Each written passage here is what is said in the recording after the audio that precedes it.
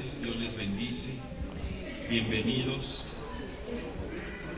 Yo le voy a invitar a que abra la escritura en el libro de Salmos, capítulo 46. Vamos a leer Salmos 46 del 1 al 2. Este pasaje encierra una verdad muy importante que cada uno de nosotros debemos de guardar en nuestro corazón.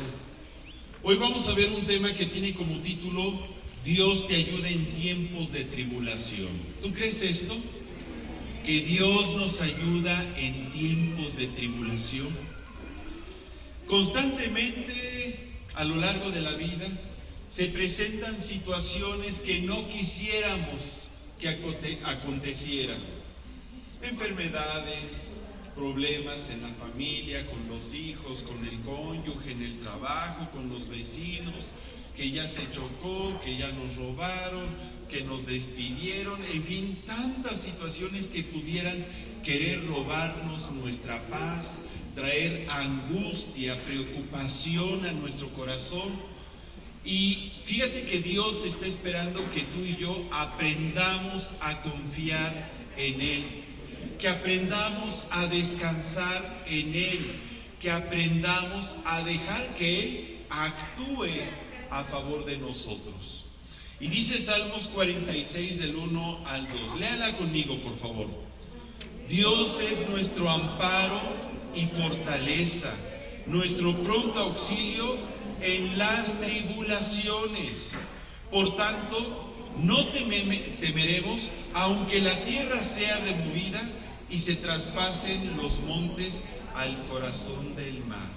Prácticamente, aunque toda la vida se ponga de cabeza, todo alrededor de mí deje de funcionar, todo lo que me rodea pareciera que esté en mi contra, yo voy a declarar: Dios es mi amparo y mi fortaleza, mi pronto auxilio. ¿Cuándo? En las tribulaciones.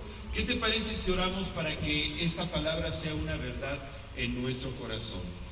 Padre, y te damos gracias porque solamente en ti está nuestra confianza. Tú eres nuestro gozo, tú eres nuestra paz en medio de las tribulaciones. Yo no sé lo que estemos viviendo cada uno de nosotros el día de hoy, pero yo te pido que esta palabra sea viva y eficaz en nuestro corazón, que tú nos hagas vivir en esa confianza de que nuestra vida está en tus manos y que tú vas a obrar poderosamente, dándole solución a cualquier problema, a cualquier situación que estaremos enfrentando o que estamos enfrentando en la vida. Te bendecimos porque tú estás con nosotros. En el nombre de Cristo Jesús. Amén. Amén. Imagínate que estás navegando en una embarcación en el mar. En este momento todos somos marineros. Y de repente se levanta en medio del mar una gran tormenta. Las olas empiezan a golpear. Las olas empiezan a golpear la embarcación con fuerza. El viento sopla. Y de repente pareciera que la embarcación se va a voltear. Nos vamos a hundir.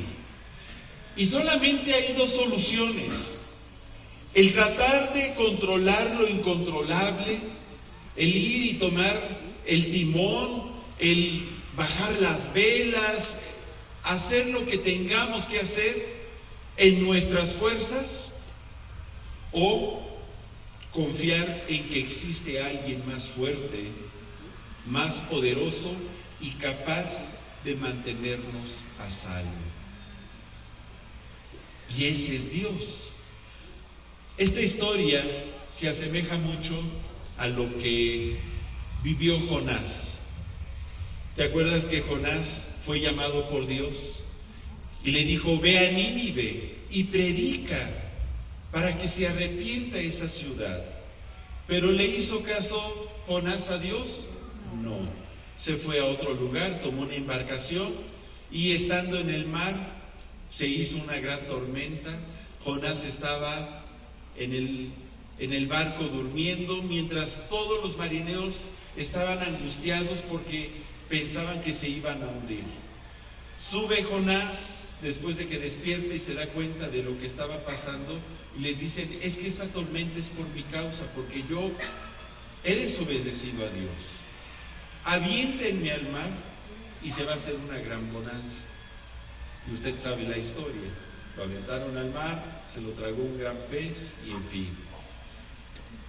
A veces nos encontramos en nuestra vida en medio de una situación que no quisiéramos estar. Sin embargo, se presenta y Dios está esperando que en las tribulaciones aprendamos nosotros a confiar en Él. Que Él sea nuestro pronto auxilio, que busquemos a Dios en primer lugar antes de tratar de salir en nuestras propias fuerzas. Y para aprenderlo vamos a conocer 3 verdades claves para salir adelante en tiempos de tribulación.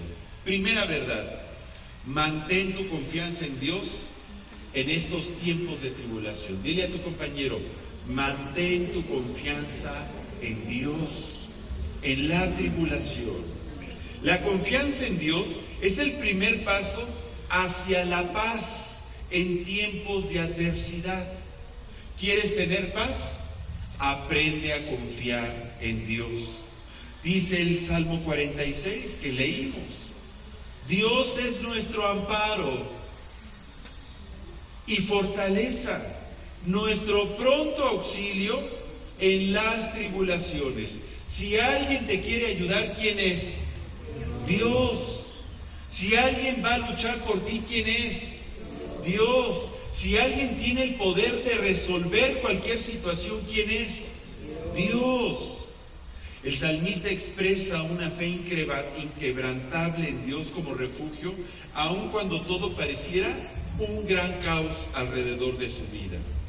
La palabra amparo en este pasaje significa un lugar de refugio, un escondite seguro. A veces quisiéramos escondernos. Señor, que me tragara la tierra, ¿verdad? No quisiera vivir lo que estoy viviendo. Pues fíjate, refúgiate en Dios. Métete en tu aposento alto, dobla tus rodillas, ponte a orar, derrama tu corazón, llora si tienes que llorar y dile: Dios, mi vida está en tus manos, yo en ti confío. ¿A quién iré si solamente tú tienes palabras de vida? Y dice también este pasaje: Dios es nuestro amparo y nuestra fortaleza. La palabra fortaleza en hebreo es os, O-Z, os. Y hace referencia a la fuerza y al poder que tiene Dios y que nos lo transmite, que nos lo puede transmitir. Esta confianza no es una emoción pasajera, no es que nos hagamos un coco wash, sino que es una certeza profunda basada en la fidelidad de Dios hacia nosotros. ¿Sabes? Si alguien es fiel, ese es Dios. La Biblia dice que si nosotros fuéramos infieles, Él permanece fiel, porque Él no puede negarse a sí mismo. Si Él dice que Él te ama con amor eterno, se mantiene fiel en esa palabra. Si Él dice yo estoy contigo, se mantiene fiel en esa palabra. Si te dice yo soy tu sanador, se mantiene fiel en esa palabra. Amén. En la vida diaria, confiar en Dios significa entregar nuestras cargas y nuestros temores a Él. Entregárselos en oración. En 1 de Pedro 5:7 dice, acompáñame por favor, 1 de Pedro 5:7, echando toda vuestra ansiedad sobre Él, porque Él tiene cuidado de vosotros. Toda tu ansiedad, toda tu preocupación, todos tus temores, todas tus angustias, ¿qué debemos de hacer? Echarlos sobre de Él. ¿Qué significa? que tú ya no los cargues, sino que Él los cargue. Él quiere cargar tu ansiedad. Él quiere cargar tus preocupaciones. Por eso nos dice: venid a mí todos los que estén cargados y trabajados, que yo los haré descansar. ¿Por qué? Porque Él toma tus cargas sobre Él. Él llevó tus cargas en la cruz. Él llevó tus pecados para que tú y yo podamos descansar, para que tú y yo podamos tener paz, echando toda vuestra ansiedad sobre Él, porque Él tiene cuidado de vosotros. En el Antiguo Testamento hay un ejemplo de esto.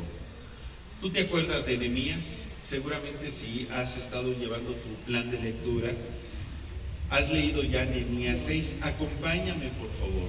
Nehemías 6, en el Antiguo Testamento.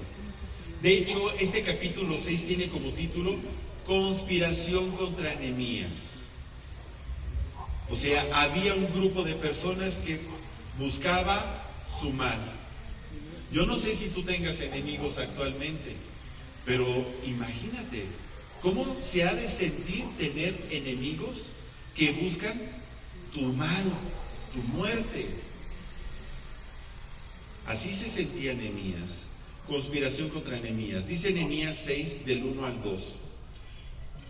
Cuando oyeron Sanballat y Tobías y Gesem el árabe y los demás de nuestros enemigos, o sea que eran un montón, que yo había edificado el muro y que no quedaba en él portillo, aunque hasta aquel tiempo no había puesto las hojas en las puertas, Sanballat y Gesem enviaron a decirme: ven y reunámonos en alguna de las aldeas en el campo de Ono. Mas ellos habían pensado, ¿qué cosa? Hacerme mal. Nehemías había puesto en su corazón reconstruir los muros de Jerusalén, reconstruir el templo. Pero había enemigos que no querían que los judíos volviesen a levantarse. Y Sanballat, Tobías y Gesem el árabe eran enemigos de Nehemías y pensaban hacerle mal. Buscaron llamarle en 5 ocasiones que saliera al campo para hablar con ellos, pero Nehemías sabía sus intenciones y buscaron cómo difamarlo e inventaron mentiras para hacerle desistir de la obra, porque le decían: tú estás levantando los muros y estás reconstruyendo todo esto porque quieres convertirte en rey en el reino de Judá. ¿Y qué fue lo que hizo Nehemías? En Nehemías 6, del 8 al 9, continuemos leyendo, por favor. Entonces envié yo a decirle: no hay tal cosa como dices, sino que de tu corazón tú lo inventas, porque todos ellos nos amedrentaban, diciendo: se debilitarán las manos de ellos en la obra y no será terminada. Ahora pues, oh Dios, fortalece tú mis manos. ¿Qué estaban haciendo los enemigos? Amedrentarlos. La palabra amedrentar significa infundir miedo, hacer que alguien se sienta intimidado, con el objetivo de que deje de hacer algo o deje de tener la confianza en lo que está haciendo.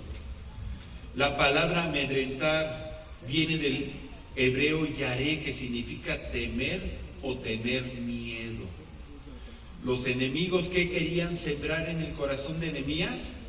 Miedo. Las adversidades en la vida, ¿sabes qué quieren sembrar en tu corazón? Miedo. Que tú te angusties, que tú te preocupes. ¿Y sabes qué es lo que produce el miedo? El dejar de confiar en Dios, el tratar de resolver el problema en tus fuerzas, el buscar la ayuda del hombre, la ayuda en este mundo y no la ayuda en Dios. Y eso es lo que acontece hoy en día.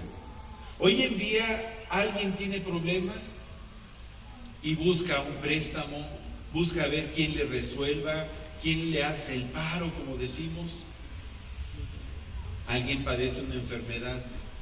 Y yo no digo que no busquemos al médico, pero lo que sí te digo es que debemos de buscar primeramente al médico de médicos, a Dios. Si tienes un problema legal, ¿sabes que Jesús es nuestro abogado?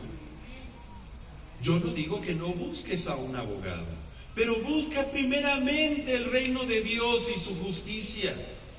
Aprendamos a confiar primeramente en Dios, a poner nuestra vida en sus manos. ¿Y cómo actuó Nehemías ante tal temor? A mí me gusta mucho porque dice al final del versículo 9: ahora pues, oh Dios, fortalece tú mis manos. No voy a dejar que el temor entre a mi corazón. Yo te pido, yo te busco a ti en oración. Fortalece mis manos, fortalece mi corazón, infunde ánimo y coraje en mi vida para salir adelante. ¿Sabes? En medio de la adversidad, tú y yo debemos de declarar siempre confianza en Dios. Continuemos leyendo Nehemías 6, del 10 al 14. Vine luego a casa de Semaías, hijo de Delaya, hijo de Mehetabel, porque él estaba encerrado, el cual me dijo: reunámonos en la casa de Dios dentro del templo y cerremos las puertas del templo, porque vienen para matarte. Sí, esta noche vendrán a matarte. Entonces dije: un hombre como yo ha de huir, y quién que fuera como yo entraría al templo para salvarse la vida. No entraré. Y entendí que Dios no lo había enviado, sino que hablaba aquella profecía contra mí, porque Tobías y Sanballat lo habían sobornado, porque fue sobornado para, lea conmigo, hacerme temer así, y que pecase, y le sirviera de mal nombre, con que fuera yo infamado. Acuérdate, Dios mío, de Tobías y de Sanballat, conforme a estas cosas que hicieron. También acuérdate de Noadías, profetisa, y de los otros profetas que procuraban infundirme, ¿qué cosa? Miedo. Wow. Fíjate, llegó esta persona y le dijo: ¿sabes qué? Vienen a matarte. Vamos a reunirnos en la casa de Dios. Uno pudiera decir: oye, qué buena idea. Pero Nehemías pudo discernir: lo que tú me estás proponiendo no es la solución que yo debo de tomar ante esta adversidad que estoy viviendo. Muchas veces en medio de un problema se te van a presentar opciones que pareciera en nuestra lógica que pudieran sacarnos del problema, pero a lo mejor es un medio por el cual tú y yo nos salimos de la voluntad de Dios, de agradarle y de confiar en Él. Y Nehemías lo pudo discernir. Y dice aquí, me llama la atención también el versículo 13, porque fue sobornado para hacerme temer así y que pecase. En pocas palabras, cuando tú y yo dejamos de confiar en Dios y dejamos que el temor entre a nuestro corazón, ¿sabes qué es lo que está aconteciendo?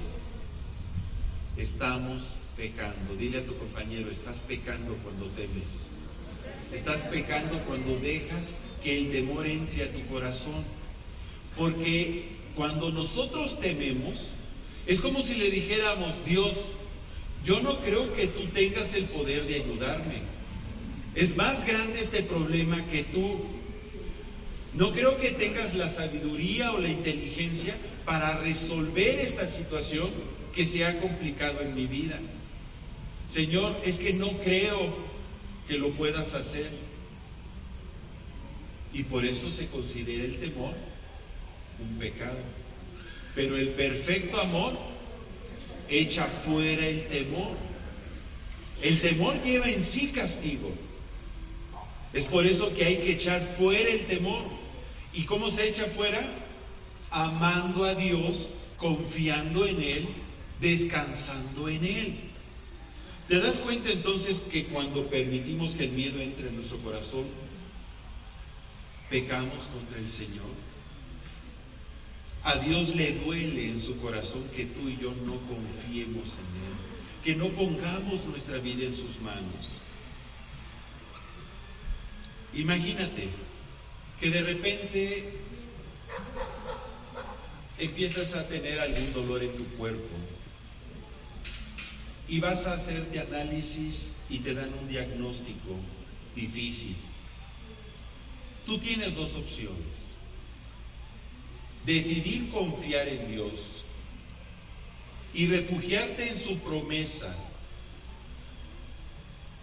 de que tenemos un Dios que es nuestro sanador, que Él tiene el poder de sanar cánceres, tiene el poder de desaparecer tumores, tiene el poder de corregir la presión arterial, tiene el poder de quitar la diabetes, tiene el poder de sanar nuestro cuerpo, porque a eso vino Jesús, por el poder de su Espíritu Santo. O decides tomar el diagnóstico como una verdad y decir, pues es que tengo esto, me diagnosticaron esto, el médico dice que yo estoy así. Oye hermano Jorge, espérate, es que hay estudios, la ciencia es exacta, y si está apareciendo en la tomografía o en la radiografía o en los estudios que se hicieron esta situación, ahí está, existe. Pues sí, tal vez sí, pero tenemos un Dios sanador, tenemos un Dios que puede quitarlo, que puede desaparecerlo. Él llama a las cosas que no son como si fuesen, y Él llama a las cosas que son como si no fuesen. Pero depende de ti y depende de mí el tener esa confianza en el Señor. Ahora, si el Señor te dice, ¿sabes qué? Yo te voy a sanar a través de la medicina, adelante, porque también es un recurso que el Señor dejó. Pero, ¿dónde está tu confianza? ¿Dónde está tu corazón? Vamos a tener una pequeña dinámica ahorita, ahí en tu grupito. Si son poquitos, acércate a otro grupo y van a responder o van a comentar las siguientes preguntas. Primera, número 1, ¿qué situación reciente te ha causado ansiedad o temor? Compártelo con tu compañero. ¿Qué situación reciente te ha causado temor? Coméntelo. ¿Qué situación te ha causado temor reciente? El propósito de comentarlo es que nos demos cuenta de que a lo mejor estamos viviendo en una ansiedad que nos mantiene preocupados. Y a lo mejor esa situación es un área de oportunidad que Dios está permitiendo para que tú aprendas lo que es la confianza en Dios.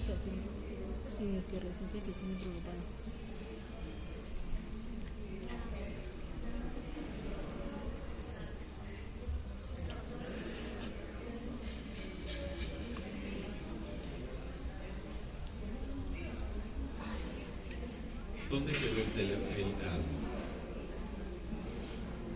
Ok. Ahora, segunda pregunta.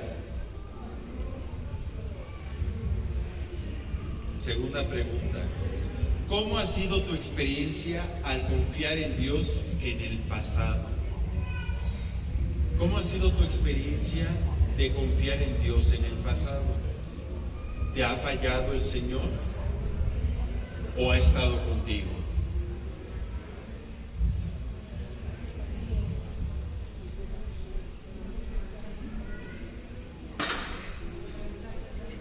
¿Qué declaras ahí en tu grupo?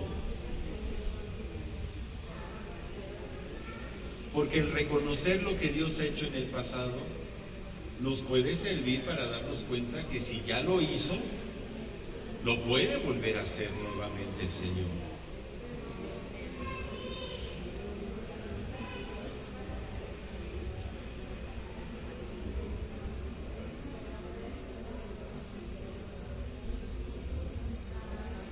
Y tercer pregunta. ¿Qué te impide confiar completamente en Dios en la adversidad que estás viviendo hoy en día? ¿Qué te impide confiar completamente en Dios en la adversidad que estás viviendo hoy en día? A lo mejor hay una barrera en tu corazón, en tus pensamientos. A lo mejor hay un desconocimiento de la palabra de Dios. A lo mejor una mala experiencia en el pasado, un mal recuerdo. No lo sé. Pero qué importante es poder identificar eso, porque precisamente hay que orar para que esa barrera sea quitada, para que podamos descansar en el Señor. Va a pasar nuestra hermana Erika con el micrófono y a ver, ¿quién quiere responder la primera pregunta? ¿Qué situación reciente te ha causado ansiedad o temor? A ver, levanta la mano. ¿Alguien que quiera participar? Yo sé que a lo mejor muchos. ¿Sí? ¿Sí? ¿Tú, Lupita? ¿Sí? A ver, Lupita, mira. Rápidamente, ahí está Erika. Bien. Brevemente, rápido, Lupita. Bueno, hace mucho tiempo tenía muchas dudas y tenía temores y miedos, todo lo tenía. Y después, al estar escuchando siempre la palabra, yo empecé a tener más confianza, menos dudas. Y lo que siento ahora es que cada cosa que tenga que hacer, primero le pido a Dios, y cuando me pasan cosas y tengo, digamos, que me pasa una cosa fuerte, entonces agarro yo y yo le pido a Dios, le digo, tú eres mi fortaleza y creo en ti por todo lo que has hecho en la tierra, todas las maravillas, confío en ti. Pero me queda la ansiedad y esa no he sabido cómo sacarla. Por ejemplo, no tengo prisa y voy caminando y de repente ya voy así caminando como si alguien me corretiera. Voy a hacer un quehacer en la casa y despacio y todo, y al rato ya estoy así. Y esa ansia le pido a Dios, porque solo Él me puede quitar esa ansiedad. Porque la tengo y digo, Señor, tú sabes cuándo. Tengo eso de que estoy ronca y tenía mucha tos todo el día. Y un día se me quitó la tos y le dije, gracias Señor, yo no tengo tos. Y ahora de lo ronco ya se me está quitando. Y ya nada más siento la ansiedad porque no puedo ir caminando cuando ya voy corriendo. Y gracias a Dios y confío en Dios que voy a estar sana por su voluntad. Amén, amén. Alguien que nos hable cómo ha sido su experiencia de confiar en Dios en el pasado. ¿Quién? A ver, acércate. Vamos rápidamente, rápido. Hasta el otro lado. Buenos días, hermanos. La experiencia con Dios siempre ha sido satisfactoria, porque aún en medio de las situaciones que vivamos, Él está con nosotros. Algo que tenemos que recordar, como decía el hermano Jorge, es lo que el Señor ya ha hecho en nuestras vidas en el pasado, porque cuando vivimos situaciones difíciles en el presente, se nos olvida lo que Dios ya hizo con nosotros. Y creo que eso es lo que no deberíamos de hacer, sino que cada vez que sintamos ansiedad, miedo, desesperación, angustia, podamos traer a nuestros pensamientos lo que ya el Señor ha prometido que va a hacer con nosotros, que es su palabra, y confiar en Él. Eso es lo único que podemos hacer. Amén, amén. Cada uno de nosotros posiblemente tenemos barreras que ahorita nos están impidiendo confiar en Dios plenamente. Y para eso vamos a ver el punto número 2, segunda verdad. Descansar en la soberanía de Dios trae paz. Repite conmigo. Descansar en la soberanía de Dios trae paz. ¿Qué significa? Una vez que confiamos, debemos aprender a descansar en su soberanía. La soberanía de Dios implica que Él es el Rey Supremo y está por encima de todo lo creado. Todo lo orquestado, todas las cosas acontecen según su propósito divino. No cae una hoja de un árbol sin que Dios lo sepa. Y aún cada uno de tus cabellos, Dios lo tiene contado. Es por eso que el apóstol Pablo escribió: y sabemos que a los que aman a Dios, todas las cosas les ayudan a bien. En Romanos 8:28. ¿Qué significa? Que Dios es soberano. Mi vida está en sus manos. Yo no puedo cambiar mi estatura, no puedo cambiar el color de mi cabello. Bueno, unos dicen, con tinte sí, hermano, mira. La verdad es que tenemos que aprender que hay cosas que no podemos cambiarlas, así acontecen. A lo mejor dices, ay, hermano, es que a mí me hubiera gustado crecer y medir 1.95.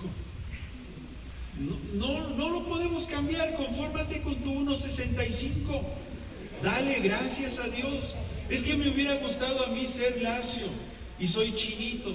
Dale gracias a Dios por esos chinos. Hay cosas que no podemos cambiar. Ay, hermano, es que me casé con mi esposo y pues he estado orando para que Dios me lo cambie. Hay cosas que tú no vas a poder cambiar. El único que puede transformar o cambiar el corazón de las personas, ese es el Señor, ¿verdad? Y todo lo que acontece alrededor de nuestra vida, si yo confío en la soberanía de Dios, sé que es para mi bien. A los que aman a Dios, a los que le conocen, sabemos que todas las cosas nos ayudan para bien. Las que entendemos, las que no entendemos, las que nos gustan y las que no nos gustan. Por ejemplo, el otro día saqué el vehículo de la cochera y le pegué al vecino a su auto que estaba estacionado. No me di cuenta y ¡pum!, le di un recargoncito. Y para colmo él estaba asomado así en su puerta y se puso así como bulldog y salió así corriendo. ¿Qué pasó? Yo, no, pues discúlpame, llama a tu seguro. ¿Qué no me viste? La verdad, pues me distraje. Y sentí feo porque pues hace mucho tiempo que yo no le daba un golpecito a un auto. Y hace unas 3 semanas le di otro golpecito, pero al auto del vecino de al lado. Y ya pues ya llama a su seguro y todo, y pues le tuvimos que pagar. Y le digo, pero eso sale con calor. No, yo quiero que me lo lleven a la agencia porque pues es coche nuevo. Dije, pues ni modos. Y yo decía, Señor, ¿qué está pasando? Últimamente estoy dando, no estoy chocando, pero estoy dando lleguecitos, ¿no? ¿Será la edad? Y uno en ocasiones no entiende lo que pasa, pero me doy cuenta que tengo que tomar más precauciones, que a lo mejor ya por mi edad debo de poner más atención, de que ya no tengo los reflejos de antes, de que debo de tener más cuidado y tomar más precauciones. Y lo primero que hice fue, Señor, vamos a pagar el seguro del vehículo, porque a lo mejor pues son los primeros lleguecitos que voy a estar dando y pues ya me voy preparando de una vez por cualquier situación. Y a veces pasan cosas que no quisiéramos que pasen. Pero Dios me está enseñando a ser precavido, a tomar medidas oportunas para los momentos de adversidad.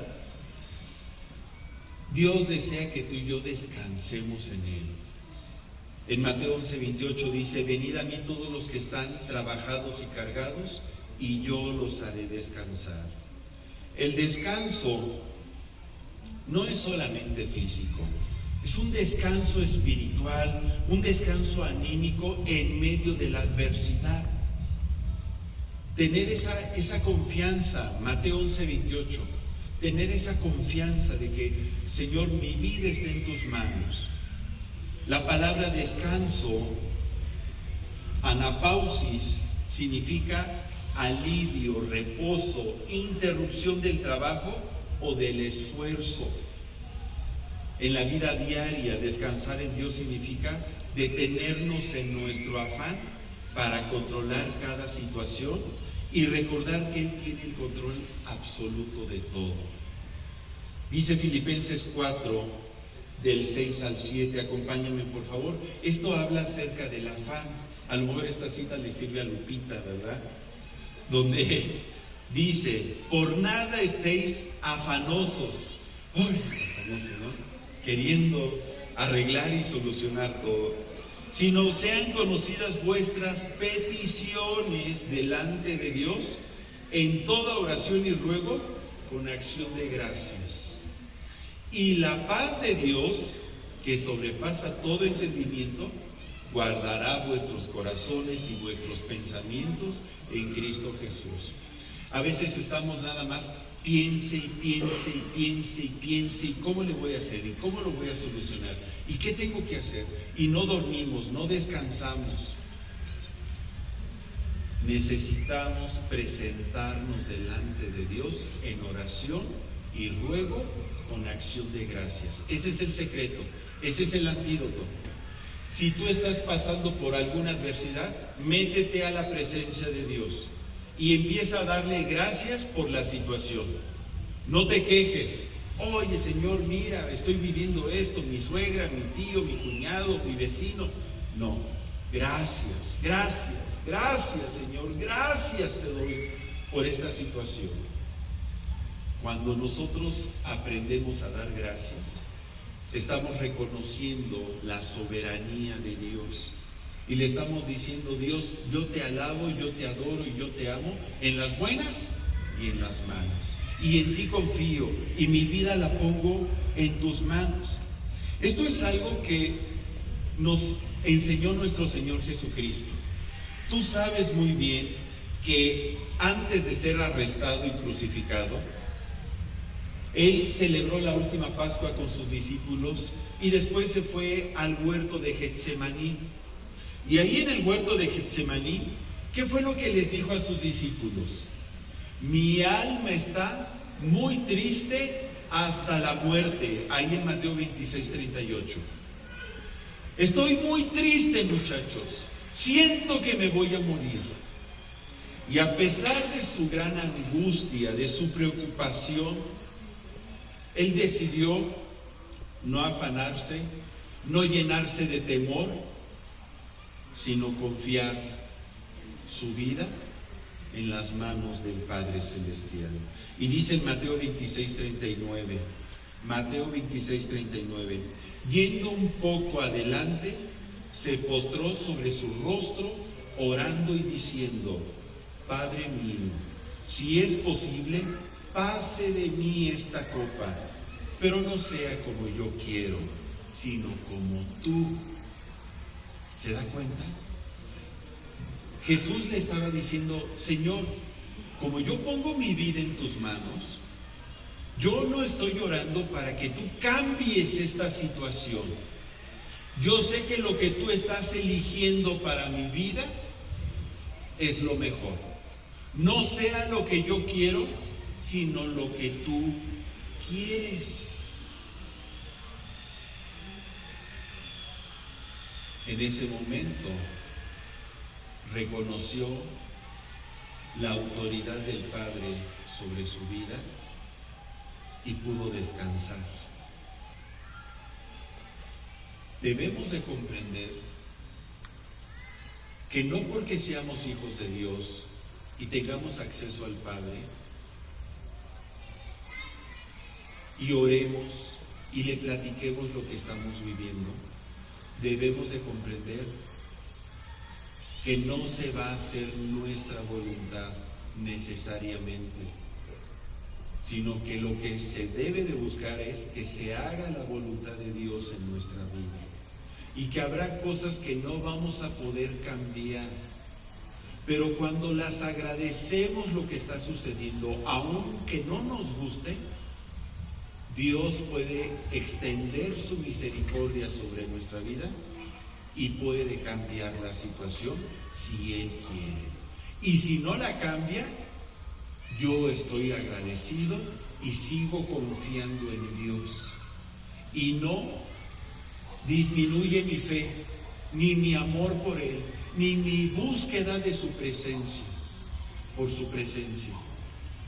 Esto es bien importante que lo comprendamos, porque mucha gente luego se desanima en medio de la tribulación y se aleja de Dios porque Dios no hizo lo que Él quiso, porque no actuó conforme a lo que le pidieron. Es que yo te pedí, Señor, que no te llevaras a mi madre y te la llevaste. ¿Y qué edad tenía tu madre? 135 años. No sé por qué se la quiso llevar. O sea, hay un tiempo para todo, ¿no? Pero a veces nosotros pedimos cosas que no van de acuerdo a su voluntad. Y tenemos que rendir nuestra voluntad al Señor.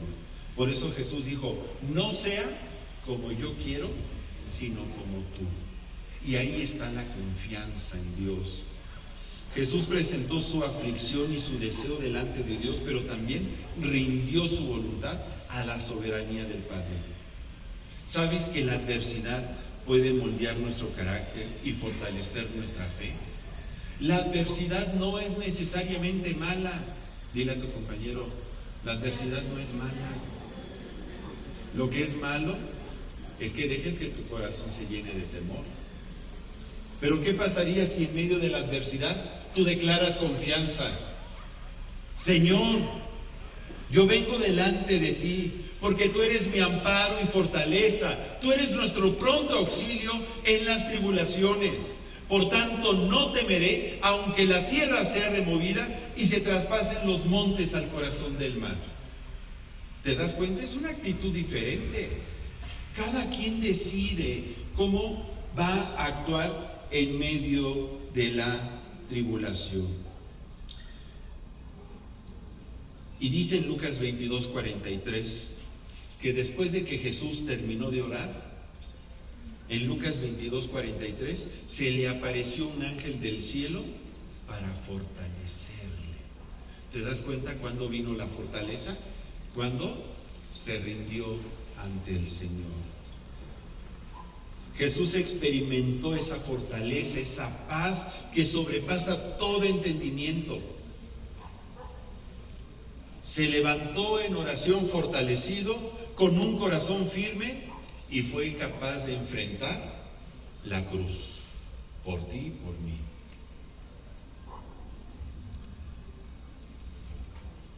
Si tú estás enfrentando la pérdida de un empleo, descansa en la provisión de Dios. Él tiene cuidado de ti y créeme, te va a ayudar. Vamos a tener una segunda dinámica. Voy a hacer una pregunta y deseo que la puedas comentar ahí en tu grupo. La pregunta es, ¿cómo sueles reaccionar ante las tribulaciones? A ver, coméntalo ahí. Entre tus compañeros, ¿cómo sueles reaccionar ante las tribulaciones? ¿Con afán o buscas descanso en Dios? La realidad. ¿Qué haces? ¿Vas a Jesús? Venid a mí todos los que estén cargados y trabajados. ¿O buscas enfrentar el problema y te estresas y te angustias y te preocupas y te llenas de temor.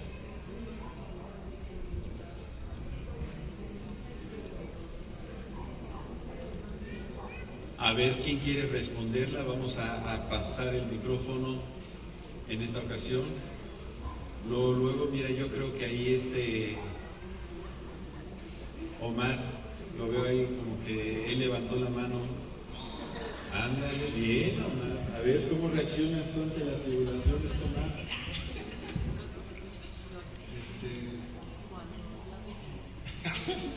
No, les comentaba que procuraría ser mesurado, pero depende de la situación. Entonces ponemos como ejemplo tu casa, el del lleguecito. Que un lleguecito y dices, no pasa nada, ¿no? Pero es algo más fuerte y dices hasta lo que no. Así con cualquier situación. Puede ser que yo problema con Pau y sea algo tranquilo y no pasa nada. Y pasamos esa línea y ya empezamos a gritarnos, a decir cosas que no teníamos que decir. Amén. Ok, segunda pregunta.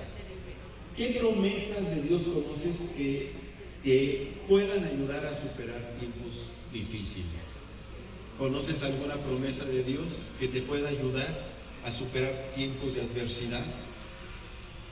¿Quién se sabe alguna promesa de Dios que le ha ayudado, que dice, esta promesa me ha ayudado a mí? Allá atrás, mira. Nada más veo los ojitos de Gaby. Sí es Gaby, ¿verdad? Sí soy yo, aquí toda envuelta.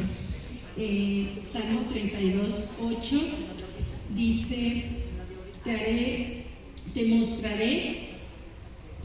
enseñaré y te mostraré el camino que debes andar.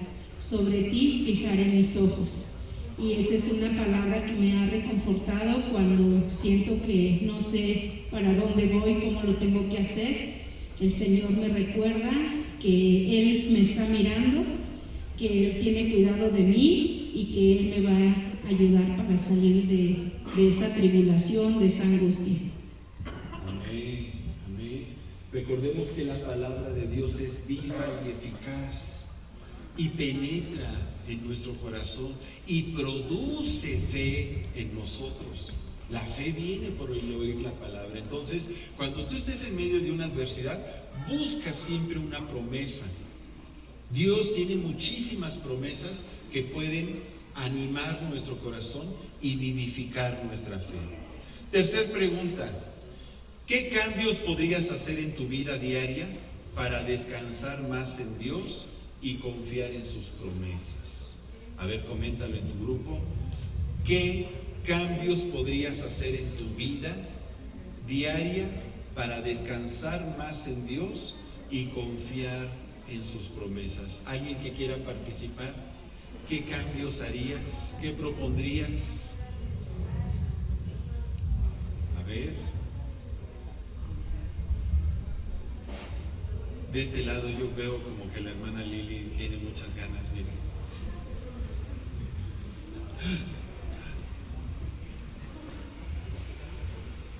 ¿Qué cambios podrías hacer en tu vida diaria para descansar más en Dios y confiar en sus promesas?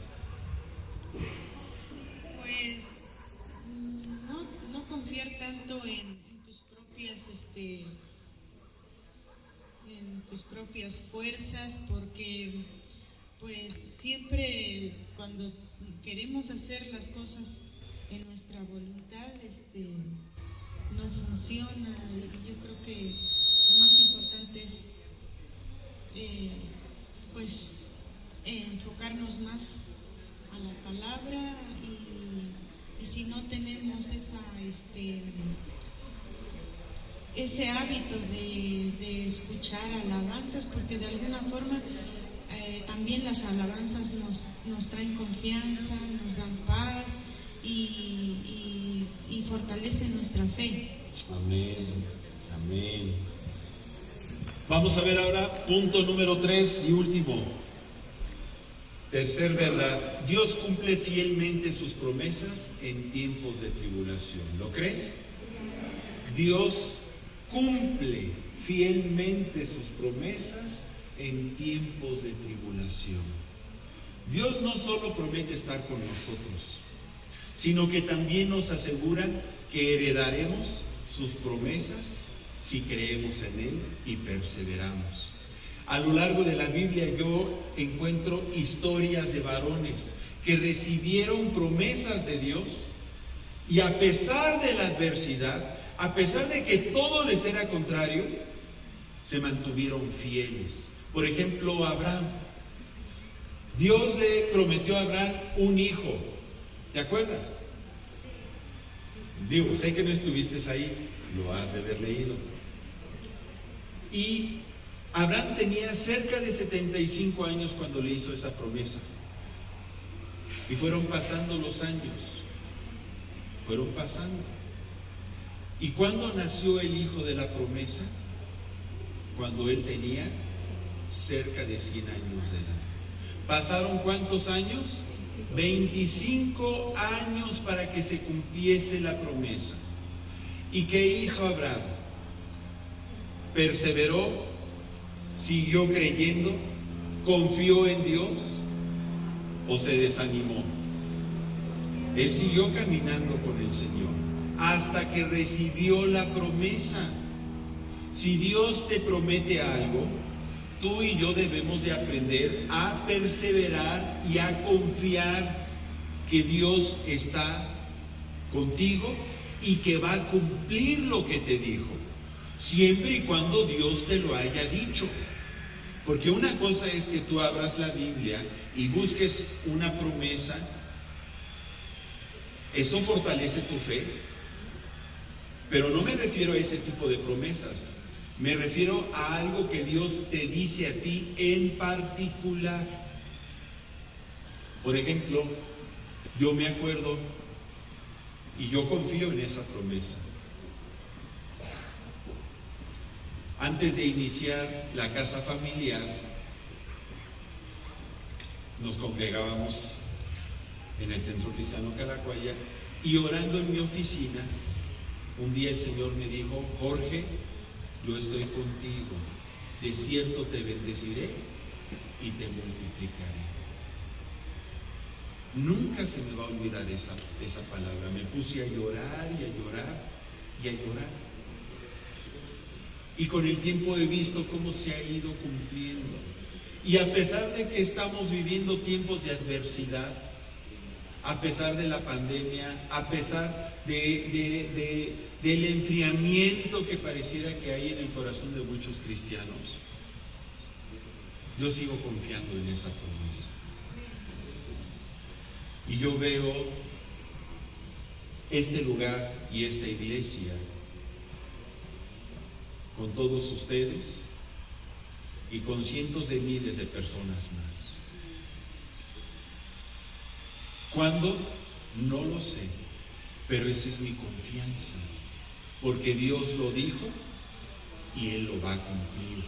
Y porque he visto cómo ha ido cumpliendo promesas alrededor de todos los que hemos estado en esta obra desde un principio.